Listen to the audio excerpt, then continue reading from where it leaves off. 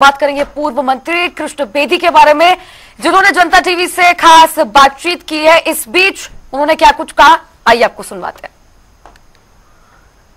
हरियाणा के पूर्व मुख्यमंत्री भूपेंद्र सिंह हुड्डा और कांग्रेस पार्टी ने भारतीय जनता पार्टी की सरकार से हिसाब दो के नाम से एक कार्यक्रम की शुरुआत की है और इस कार्यक्रम के तहत प्रदेश भर में कांग्रेस के नेता जा रहे हैं और सरकार का हिसाब 10 साल का मांग रहे हैं। हालांकि इसी बीच दीपेंद्र सिंह हुड्डा का यह भी बयान आया है कि हिसाब जो है वो मांग रहे हैं लेकिन सरकार इस पर जवाब नहीं दे रही। मेरे साथ पूर्व मंत्री और बीजेपी के वरिष्ठ नेता कृष्ण बेदी हैं। बेदी साहब, दीपेंद्र सिंह हुड्डा आज भी कह रहे थे कि हम हिसाब मांग रहे हैं लेकिन सरकार जवाब नहीं दे रही और तमाम मुद्दे उन्होंने उठाए हैं। 15 जो मुद्दे हैं वो रखे, जिसमें बेरोजगारी, महंगाई, भ्रष्टाचार, कानून व्यवस्था, तमाम मुद्दे हैं और सीधा सीधा कह रहे हैं कि आप जवाब नहीं दे रहे। मुझे वैसे दीपेंद्र हुड्डा का बयान सुना नहीं मैंने, परंतु आप कह रहे हो तो मैं उस पर एक बात बोलना चाहता हूं। 10 साल के विपक्ष ने और 10 साल के अंदर इनको कहीं संभावनाएं नजर दूर दूर तक नहीं आ रही है और इनको तो ये लगता है कि हम ही केवल दावेदार हैं मुख्यमंत्री के, इसलिए जो सरकार बनेगी तो हमारी ही बनेगी। इस गलत फहमी में यदि कोई व्यक्ति जी के इस प्रकार की बात करे कि बीजेपी जवाब नहीं दे रही, बीजेपी तो जवाब दे रही है परंतु उन लोगों की मति भ्रष्ट हो गई है, उनकी आंखों का चश्मे का नंबर बढ़ गया है, उनके कानों का सुनना कम हो गया है। नायब सैनी जी हमारे मुख्यमंत्री प्रतिदिन एक एक चीज का हिसाब दे रहे हैं और जनता को दे रहे हैं। जब हिसाब लेने की बात आती है तो विधानसभा छोड़ के भाग जाते हैं। अविश्वास प्रस्ताव तो लेते हैं भूपेंद्र हुड्डा, परंतु जब अविश्वास सरकार को गिराने की बात आती है तो मैदान से पार। आज वो लोग राज्यसभा चुनाव के अंदर से भी भाग रहे हैं, कह रहे हैं जेजेपी 19 आदमियों का जुगाड़ कर लिया फिर मैं गिला लग जाऊंगा। अरे मित्रों, इन लोगों का मनोबल टूटा हुआ है, घबराए हुए हैं और ये लोग अपने जीवन का आखिरी चुनाव भूपेंद्र सिंह हुड्डा लड़ रहे हैं और इसलिए लड़ रहे हैं कि एक बारी की स्त्री दो लग जाए। परंतु लगातार हार ने कांग्रेस का और भूपेंद्र हुड्डा परिवार का मनोबल तोड़ दिया। ये लोगों ने आज पता नहीं कितने गठबंधन किए, कितने लोगों को गुमराह किया, फिर भी 10 साल देश की राजनीति और 10 साल हमारे हरियाणा की सरकार के बावजूद ये लोग 5 सीटों पर, वो भी 3 सीटें तो ऐसे, इसमें केवल 1.25 लाख की लीड 3 सीटों हमारी सिमट की। परंतु मैं आप लोगों को बताना चाहता हूं आज पूर्णतः कांग्रेस फेल है और कांग्रेस में नेतृत्व नाम की चीज बची नहीं है, केवल एक परिवार बचा हुआ। अभी किरण चौधरी पार्टी छोड़ के चली गई, शैलजा जी घर जैसे बैठी है, रणदीप सुरजा जैसे घर बैठा हो, रणजीत चौटाला जी ने कांग्रेस छोड़ दी, नवीन जिंदल जी ने कांग्रेस छोड़ दी। आज पूरे के पूरे हरियाणा प्रांत के अंदर कांग्रेस से लोगों का मोह भंग हुआ है। उनको 10 साल की एंटी इनकम्बेंसी के बाद भी देश के अंदर केवल 99 में सीट आई है, कोई कहीं है नहीं उत्साह लोगों में। तो मैं आप लोगों के माध्यम से कहना चाहता हूं आज भी बीजेपी का अपर हैंड है, 90 में से 45 सीटों पर हम जीते हैं।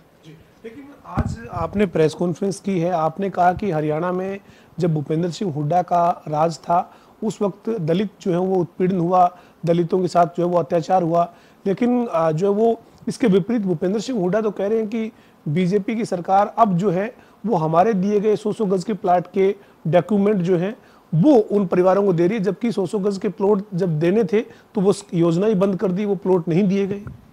झूठ के कोई पाव नहीं होते। भूपेंद्र हुड्डा ने चोरों का माल लाठियों का गज, उन गरीब लोगों को बहका दिया, आपको ये प्लाट दे दिया, कोई कब्जा नहीं दिया, कोई डॉक्यूमेंट नहीं दिया, कोई कागज नहीं दिया। और जब वो लोग वहां पर गए गरीब बेचारे, उन लोगों को जिन लोगों के जमीनों पे कब्जे थे, पंचायत के जमीनों पे या तालाब के बीच में 15-15 फुट गहरे तालाबों के बीच में उनको प्लाट दे दिए, कोई डॉक्यूमेंट उनके पास था ही नहीं, रिकॉर्ड था ही नहीं, केवल वोट बटोरने के लिए उन लोगों को बहकाने का काम किया, उनको मालिकाना हक विद डॉक्यूमेंट देने का काम किया। तो नायब सैनी जी की सरकार ने किया। सोनीपत में हमने शुरुआत कर दी, उन लोगों को बताया है इतने बाई इतने का ये प्लाट है भाई, यहाँ पे कब्जा कर, ये आपका डॉक्यूमेंट है, आपने सेल परचेज करनी कर सकते हो। परंतु भूपेंद्र हुड्डा बकाने का काम किया। और रही बात अत्याचार की, क्या गोहाना कांड छुपी बात है क्या? दिन दहाड़े दलित बस्ती को जलाया और टाइम रख के जलाया, पुलिस की मौजूदगी में जलाया। भूपेंद्र हुड्डा ने वहां जाकर देखा तक नहीं। मिर्चपुर के अंदर 2 लोगों को दिन दहाड़े जिंदा जला दिया। हमारी बेटी बीएससी कर रही थी, वो ताराचंद जी 82 साल की उम्र के आदमी थे, उनको दिन दहाड़े 272 घरों में आग लगा दी, उन लोगों को बेघर कर दिया। इस प्रकार का नरसंहार तो पूरी दुनिया में कहीं भी नहीं होगा। वो जातियां, वो जुल्म आज तक कोई कांग्रेस के राज का भूल नहीं सका। उसको बात छोड़ो, प्रदेश का अध्यक्ष दलित का बेटा अशोक तंवर कहीं दीपेंद्र हुड्डा के रास्ते में रोड़ा ना बन जाए, उसके ऊपर दिल्ली में हमला करा दिया। बहन शैलजा जी 3 साल प्रदेश अध्यक्ष रही, उसकी मीटिंग में बुलाने से गई नहीं, आज 5 सांसद जीत के गई। 4 को उसने अपनी कोठे बुला के सम्मानित किया, बहन शैलजा को वहां पर भी नहीं बुलाया। उसके हलके में एक दिन वोट मांगने के लिए नहीं गया। आज मैं आप लोगों को साथ कह सकता हूं किस दावे के साथ कहता है कि मेरी सरकार बनेगी और क्यों, कौन लोग वोट देंगे इसको। वो तो इसलिए कह रहे हैं सर क्योंकि जो लोकसभा के चुनाव में 5 सीटें जीती है, वो कह रहे हैं कि अब लोकसभा में ये पहले 10 सीटों पर थे, अब हाफ हो गए हैं और विधानसभा के चुनाव में साफ हो जाएंगे, क्योंकि इन लोकसभा के नतीजों में जो रिजर्व सीट है हरियाणा की, उनमें से ज्यादातर जो सीटें हैं 12-13 सीटें हैं वहां पर कांग्रेस जीती है। तो उनको ये लगता है कि दलित समाज हमारे साथ है। मैं एक बात आपको बताना चाहता हूं, दलितों के ऊपर तो सबसे ज्यादा जुल्म इस भूपेंद्र सिंह हुड्डा ने किया है ना। सबसे ज्यादा अत्याचार, सबसे ज्यादा टर्मिनेशन और सस्पेंशन यदि अधिकारियों का हुआ तो भूपेंद्र हुड्डा जी की सरकार में हुआ है। मैं आप लोगों को बताना चाहता हूं किस प्रकार से विधायकों का अपमानित करता था ये आदमी, किस प्रकार से कार्यकर्ताओं का अपमानित करता था। कोई पार्टी वैसे छोड़ के नहीं जाता। 40-40 साल 50 साल जिन लोगों ने अपना जीवन कांग्रेस में लगाया है, वो लोग दहाड़े मारते हुए निकले हैं। ये कांग्रेस पार्टी नहीं रही है, ये भूपेंद्र हुड्डा एंड कंपनी की पार्टी है। CLU के नाम पर लोगों को लूटा, सेक्शन 4, सेक्शन 6, सेक्शन 9 के नाम पर किसानों को लूटा, बेशुमार लोगों पर अत्याचार और जुल्म जाति की। आज कोई कांग्रेस का 10 साल के बाद भी कोई नाम लेवा अभी तक नहीं है। ये उसी तो हताशा में है। कांग्रेस कहीं नजर नहीं आ रही, केवल भूपेंद्र हुड्डा के नाम पर हर वर्ग के अंदर नफरत है। पूरे रोहतक को आग लगवा दी इस आदमी ने। लोगों ने वहां पर वीडियो वायरल हुए, इसके ऊपर जूते चप्पल फेंके गए। उसका हिसाब देना पहले जाकर। लेकिन दलितों के मुद्दे पर आप दावा कर रहे हैं कि आपके 10 साल में आपने उनके उत्थान के लिए काम किया है। भूपेंद्र सिंह हुड्डा अपने कार्यकाल की बात करते हैं। कांग्रेस पार्टी के कोई भी नेता, उदय भान या कोई बड़े नेता अगर इस मुद्दे पर बहस करना चाहें तो आप तैयार हैं? देखिए, टाइम, स्थान और समय उनका होगा। हम आधे घंटे के नोटिस पर आकर इस बात के ऊपर मैं डिबेट कर लूंगा। 1 नवंबर 1966 को हरियाणा बना। इस ये विधानसभा के अंदर लगातार ये लोग आते रहे, इनकी सरकार चलती रही। डॉक्टर भीमराव अंबेडकर जी के नाम पर विधानसभा चलती थी, उनके संविधान के अनुसार चलती थी। उनको सम्मान दिया, उनका स्टैच्यू लगाया 7 फुट ऊंचा, तो वो भारतीय जनता पार्टी के मनोहर लाल जी की सरकार ने 2021 में लगाया। SC आयोग का गठन किया तो हमने किया। सफाई कर्मचारी लोगों की आर्थिक स्थिति क्या है, शैक्षणिक स्थिति क्या है, उन लोगों का रहन सहन क्या है, उनका जीवन का क्या तरीका है, उनके वर्किंग आवर कितने हैं, उसकी समीक्षा करने के लिए कोई चीज नहीं थी। वो सफाई कर्मचारी आयोग बनाया तो हमारी सरकार ने 2018 के अंदर हमने गठन किया।